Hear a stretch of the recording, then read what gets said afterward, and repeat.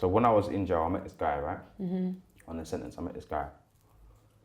So I was a cleaner on the wing. I was out cleaning the wing, and this guy goes to me. Sorry, he come onto the wing from like he was like a visitor, and he had like his shirt like crinkled up and stuff. And I went, oh, what your missus not ironing your shirt this morning? Like, and he went, no, you know what, she didn't, you know, like I was like, I could tell, like, and he was like, well, like, what's your name, like, and I started chatting to him, whatever.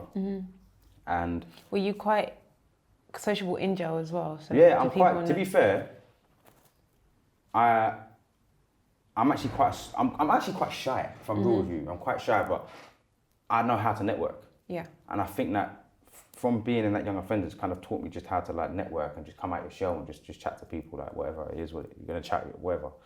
But yeah, had a few words with this guy, and he was like, "Well, how long have you got left?" I was like, "Look, I've got another 2 and a bit years."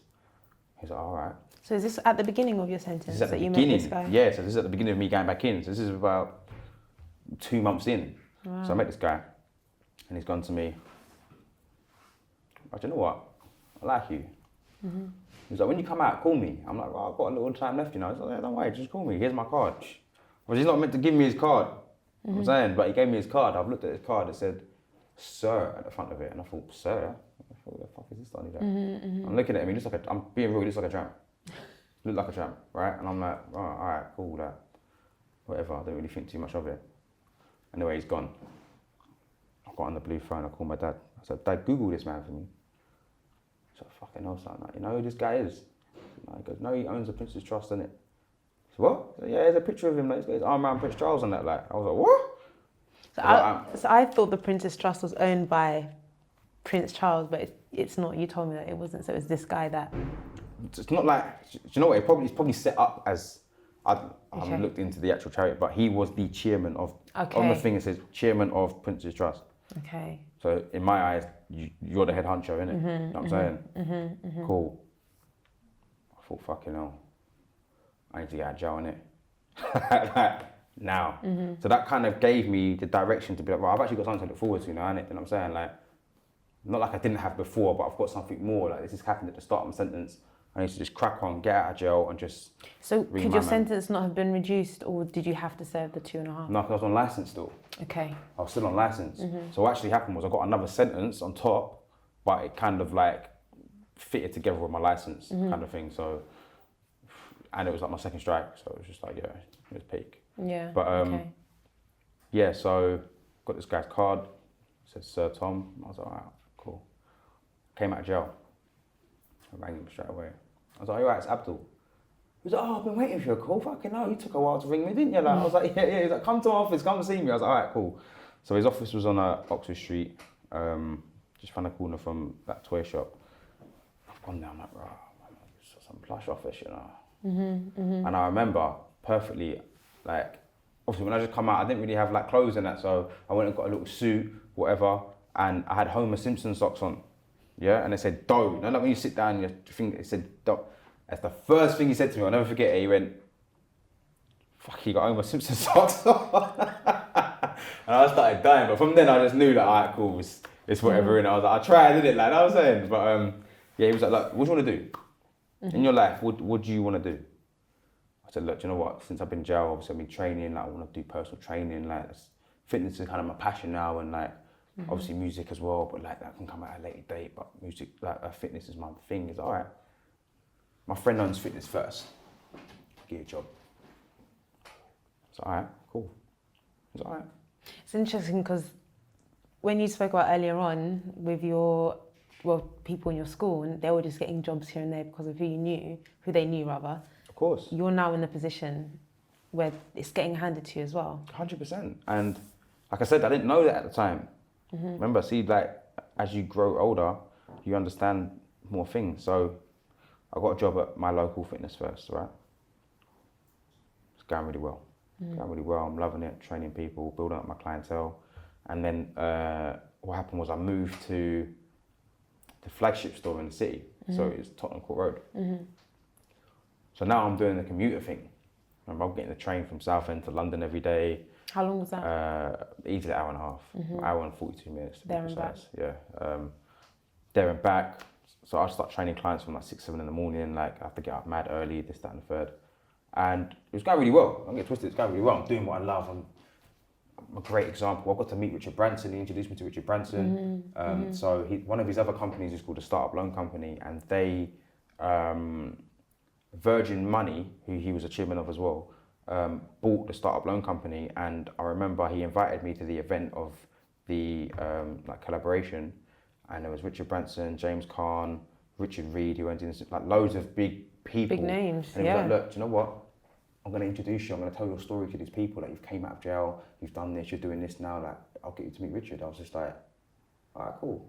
Did you, when he was offering you all of this, was there anything that you were kind of doubting or questioning at that point, or were you just kind of? But I knew. Listen, there's some people in life we just know he's not chatting shit, and there's no intention behind it. It's just out of love. Do you know what I'm saying? You know that when someone believes in you more than anyone else has believed in you, you have to take that on board. That you must have something that someone can see, but you can't see it. Do you know what I'm saying? So you felt like you hadn't seen it yet, but you were kind I of felt like I had seen it, but like I hadn't seen what he'd seen. Do you know what I'm saying? So I'm sitting next to Richard Branson now. I'm like, right, he's actually my man, you know that. Apparently he's short in real life. Do you know what? Do you know how he is on TV? He's exactly how he is in real life. Oh, really? Yeah, I'll tell you, that's one thing. And I said to him, if you could say anything to someone like me, what would you say? And he went, patience. Patience, that's it. That's a really good question to ask him, to be fair. So I thought to myself, I could ask him anything. I thought, no, what would you say to someone in my position right now? I said, just be patient. And I was like, oh, thank you. Obviously inspired, like, come on, it's the big man, you know what I'm saying? So, fantastic opportunity, great vision it gave me, do you know what I'm saying? I had a little extra oomph for me, so I was grinding it out again at the gym and whatnot, and do you know what happened? I started to lose my passion for just being a straight cut guy. Why is that, do you think? Do you know what? It was the commuting was a big part to play in it. Like getting up at that time, going to fucking work, coming back. You know what? I remember at one stage, yeah, I was sitting there thinking, when I change at Stratford, yeah, I see the same person that stands in the same spot, and his coffee is always here, every day. And I thought, bro, I don't even know who you are, and I know everything about you. It was then I thought I must look like that to other people, and that freaked me out. I was like, I'm in the system. You know what I'm saying? I'm in the you know what I'm saying? I'm in the matrix. Like I'm just like a pawn in this like game of life. Like like, and I just thought, you know what, fuck this. Them times as well. Obviously, I still had people that I spoke to from the other world. Weren't necessarily like associated with. I just see them, and you know what I'm saying, they're doing what they're doing. I'm like, what would they be saying to you when you saw them? I don't know. They'd be like, "Oh, you good?" Like no one would ever like entice me into doing anything. Like everyone knew what happened to me. So if anything, I was a bit hot. You know what I'm saying? Like, so it was more of a case of like I used to check in with them every now and then, like what's good. And I sat there and I thought, you know what, yeah? I'm actually sitting there grinding and I've made decent money, legitimate, but I thought I could just fucking pick up my phone and make 10 bags. Like, what am I doing? Like, I did it and I was like, oh, that's alright, I got away with that. So it was kind of the yeah, it was like, I put my foot in the link. door, I was like, alright, cool. Leave it, just maybe once a month or something, you know what I'm saying? Like, listen, you make fast money, it's long, innit? Why is know it the long? cycle. It's long because fast money comes and goes. When you make fast money, you spend it as fast as it comes. You think, oh yeah, I'm making like 5, 10, 15, 25 bags a week, but your lifestyle is spending that money. If you made all that money and still lived at your mum's in your box room and didn't drive, we would have all the peas. But we don't. We go and spend it and do, you know what I'm saying? We want to wear whatever. So how it was coming in is how it was kind of leaving. Going out, right? So What were you spending it on? What were you doing? Do you know what? I was just being a dick. Like, do you know what I'm saying? I'll just go restaurant, eat out every day, and like just doing up lifestyle. You know what I'm saying? Like that's the honest truth. I'll keep it real with you. So what happened was I was legit, but I was just dabbling in. And it was it's like a virus, you know. Like it slowly starts to creep and grow, and bam, that's it. It gets you. And I was like, fuck this gym shit, man. What am I doing? Fuck, someone arose, man. Fuck everything, man. So you quit? quit that, quit my job, quit everything, back to the roads. You know what And happened? what about the guy who had given you this position? Had you stopped? I didn't even think about him. Okay. I still spoke to him. Don't get twisted, but I didn't. That Like wasn't he's your not priority. paying me. Do you know what I'm saying? That's what my mentality was. Well, he's put me in a position to make money, but he's not paying me. That's what my mentality was, and that's mad. That's stupid. You know what I'm saying? But at the time, when you've got those sitting there in front of you, you don't think about nothing else. You get cloudy vision because you're like, well, I'm getting money in it, so that's cool. You know what happened? I dabbled on the roads, quit my job, everything. Give it a week and a half, boom, back in jail. Idiot. And how long for this time? You know how dumb that is? Yeah. But this is what I'm trying to say. When people watch this, they'll understand that, yo, listen, like, I've done it. You know what I'm saying? Sorry, so this time, I got 15 months, right? I got 15 months. What were you thinking at that point? You fucking idiot. I didn't even need to go and do what I was going to, I didn't even need to do it. And you know what the maddest thing is? It was the day before my birthday. Oh, wow. I remember. And how old are you Listen, then? I got a fresh trim that day, you know. I went from barbershop to the jail cell. I went jail, a fresh trim. They're like, right, by the way. It's always bad thing. You literally you got a haircut to go back to jail. How old were you turning? 24, I think. Okay. 24, 2014. Yeah, around there, about 23, 24. Around them ages, like, can't actually remember. I think it was 20, I think it was my 20, yeah, it was going to be my 24th. So where did they arrest you? I got arrested near Chesington, actually. I was in near Chesington. Okay. And just driving, police check, bam, sat in the car, went to jail. Now I've gone to Wandsworth. Okay. I'm from Essex, right? Now I'm in Wanner. So you're in Mayans now, so I know. I'm in Wanner. I'm like, right, this shit's like a castle, boy. The fuck, this is actual jail, like, this is mad. And it's got like a little name to it as well. And I'm saying, so I was just like, right, I'm saying.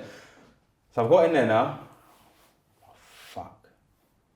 This is shit, man. I'm actually back on the induction room. Like, I had everything. My life was actually patterned. I remember I had a watch at the time. I had a nice watch.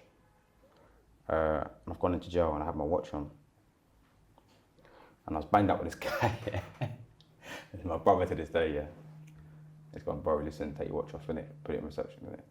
He's like, listen, you're in the jungle, mate. These people, these are like hyenas. They will come and take it. And I'm like, bro, I'm not gonna fuck it. But do you know what? Someone else has come up to me and gone, right, do you know what? Like, I heard a couple of people talking and they seen your thing, you know, like, know what I'm saying? I'm like, do you know what? Let me just go and put my thing in reception. Because it doesn't matter who you are. Not saying I'm anyone, I'm just saying it doesn't matter who you are. Anyone can get got. You all know better than anyone else. Don't think you're untouchable. Don't think that just because you're having a nice run now, it won't come to an end. Do you know what I'm saying? Like, you actually have to think about what the fuck you're doing because there is consequences, and not a lot of people actually make it and you deep it in that world. Do you know what I'm saying? Yeah. More people get highlighted for not making it than do. Do you know what I'm saying? So, and the ones that do ain't doing what everyone else is fucking doing anyway. So you wouldn't even know. So what's happened is I've gone Wandsworth now. Got 15 months to do, and I'm in there. I'm pissed, thinking, fuck, I've lost everything. And what I noticed about that prison was, well, I didn't know no one. I started to understand how different parts of London operated.